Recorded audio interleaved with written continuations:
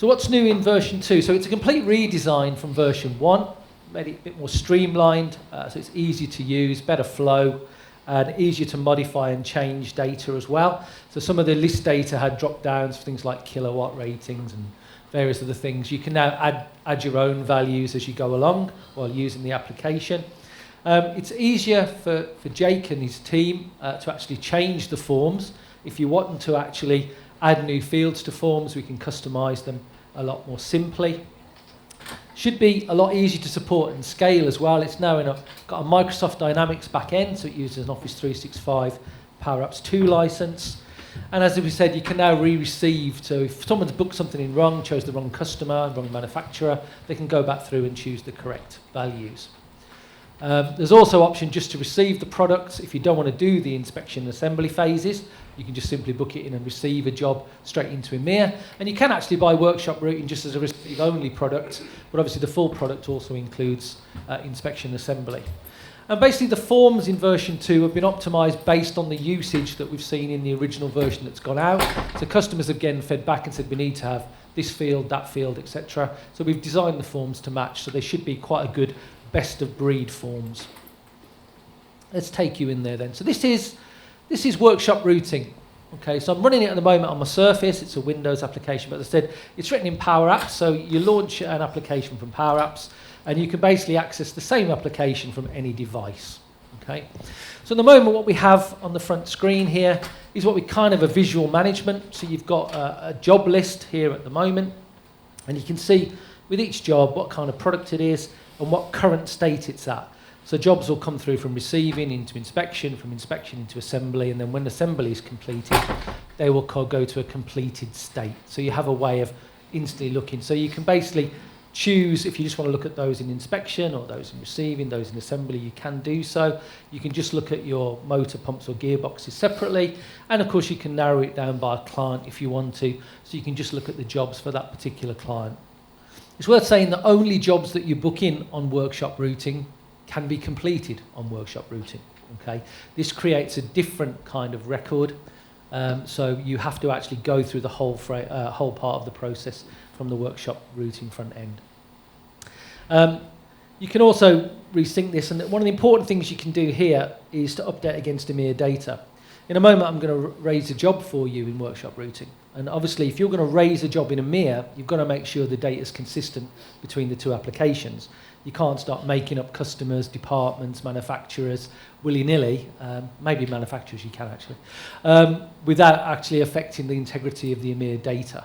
So there's the option whenever you need to actually sync back to EMiR to get the latest customer contact, delivery address type data. So if anything significant changes, you can do that. Very simple to use. You've got a menu here along the bottom, some nice big buttons. And one of the main things we're going to do, demonstration, is create a new job. So what we do is create a new job. It starts off, and the first thing it asks us, do you want to do a full service, or you just want to do receive only? So for the purpose of demonstration, we do a full service. So you choose here if it's a motor, a pump, or a gearbox. Choose the priority. So this is the EMiR priority list, as you would have it in EMiR already. It's defaulted the date received to today. Your department list, again, will come directly from EMiR, and you have an option here where it's warranty or not. You'll see that these fields are actually starred, which means they're mandatory fields. Okay, so you do have to choose a serial number, you know one. And with the customer list, obviously that can be very big. So if I type in the start of a list, it'll narrow down my customer list, so now I can just find my client that matches. From there, obviously, I've only got delivery addresses for that client, and I've only got contacts for that client. So nice and easy. So then we put in a general description. So this is the type description field that you would normally see in EMiR, the big one across the middle of the screen. So you would type in that as you would normally when you raise a job, and you continue on. So what this does now, this prepares basically an entry in the table, and then moves you on to the latter stages of the form. It's normally a little bit quicker than that, but we are on a shared wireless connection in here at the moment. With a nameplate detail, so if you've got a nameplate on the product, you would choose yes, and then all these fields become mandatory, as it says underneath. So for that, then you choose from a list of standard data.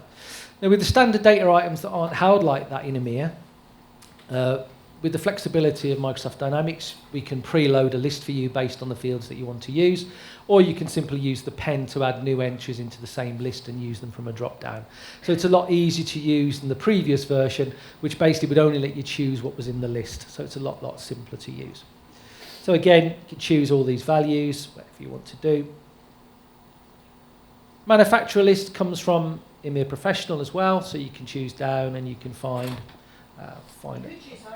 You could do, but it's a motor, so that would be inaccurate. Do you want me to do a pump instead? Start again.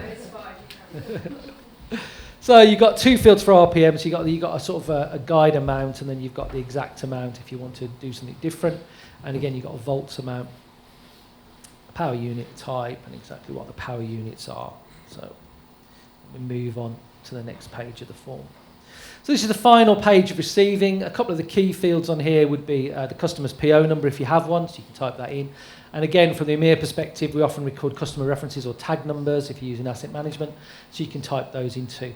And then you can store whether it's got these other fields available, what kind of insulation, ambient temperature, if it's got a heater on it or not, all this kind of stuff. So these are all drop downs. You can choose the ones that match your needs. And this one, actually, accessories lets you record a number of accessories if you want to. So you can record as many as you want, and then they'll basically all come out on the receiving report. So I'll just put receiving comments in, wherever it might be at the moment, and we complete receiving. So then we get a choice to add images. So this again is a little bit more flexible than the previous version. It takes you straight in there. So what we've got here is a list of common image names. So one of the most common photos you might want to take is a picture of the nameplate. So you could then go and grab a picture from your camera. At the moment, I don't have any nameplate pictures directly, but as you can see, you've got a picture here. You do save, like so. And then we can add another picture, say it was the DEN, whatever it might be, and I can just pick another picture, like so. Save that. Okay, once we've saved the images that we want to save, I can go back to the home page here. And what should happen now, as you see quite quickly here, is we've raised a job today.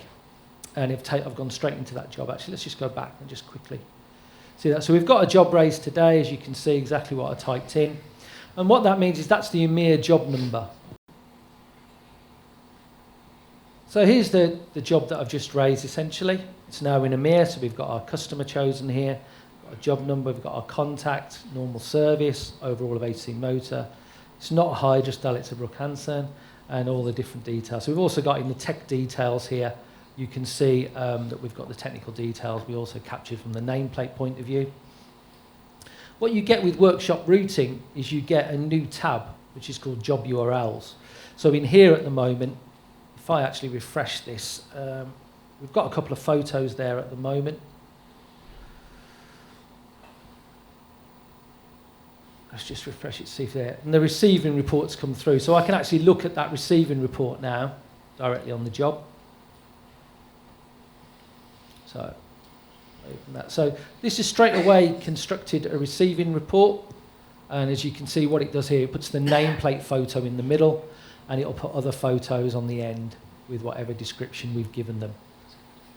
So straight away you've got a report there that you could be branded for your business, and you could send straight on to your client to say this is what we've received, and then they've got knowledge of your job number and exactly what details have been recorded.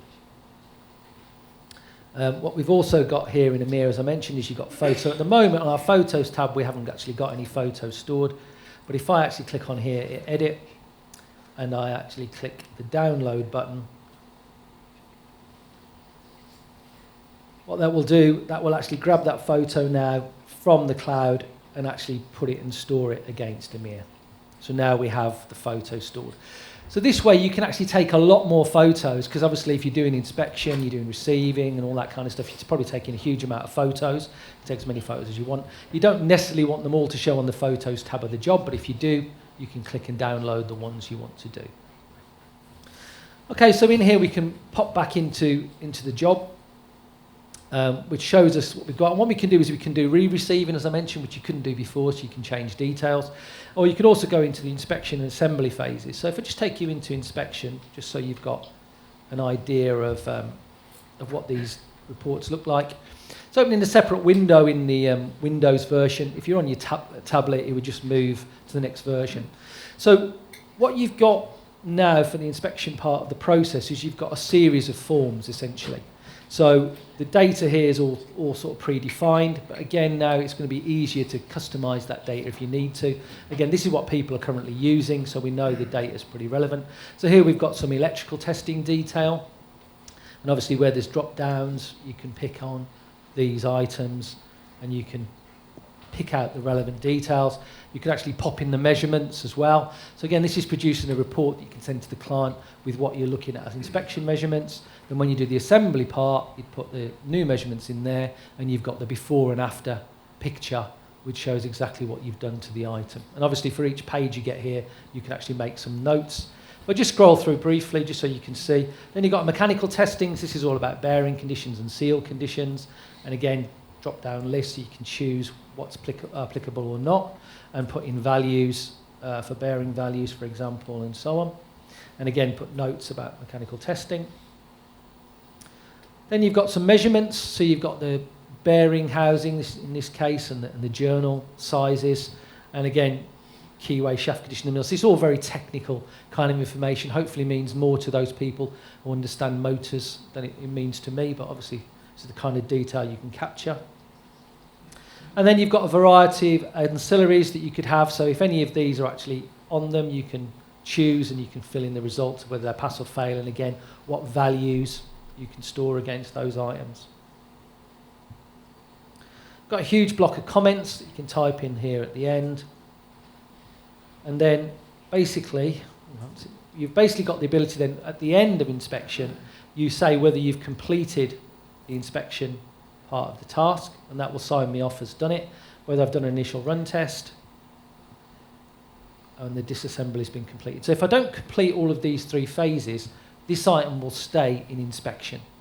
When I've completed all three exercises, that will then move on basically to go into the assembly phase, so you know the inspection part's been done. That will automatically generate a new PDF and a new email to tell the controller that that job is now ready to move to the next phase.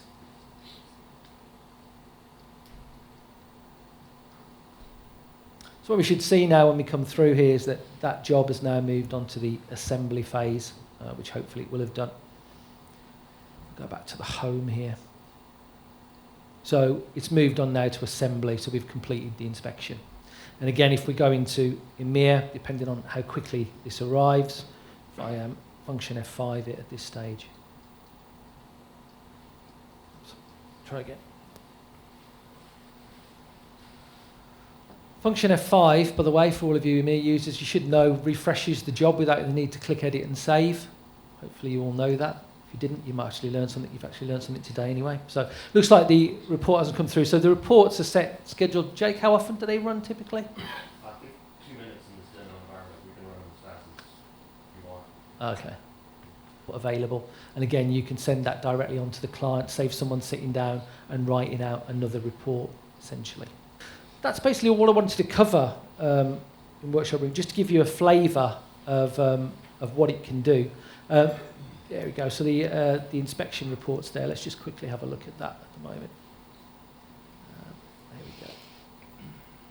So this has got much more detail here. So again, you've got a space for your company name on top, and you can see again the inspection summary here. So all the data that we actually filled in, quite detailed data, then prints out on this quite detailed report. And obviously you can take images at every stage too. So again, more images would come out of the inspection phase and the assembly phase. So you've got a complete record for the client. Right, let's just come out of here. Down the bottom here as well, by the way, you can look at any reports for a particular job, and you can take images for jobs quite similarly. You can see what images have already been stored. This is the employee app. It's kind of the control center, but anyone with an EMiR login can basically log in and use the employee app. So you're not setting up different users for this extension. It's using the same data that's already within EMiR. And obviously, everything syncs back and forth. Jobs are created in EMiR, data shared with EMiR. So you can either look in EMiR for your data, or if you're on the tablet, you can actually find exactly the same reporting, photos, and details of the job, basically from within workshop routing.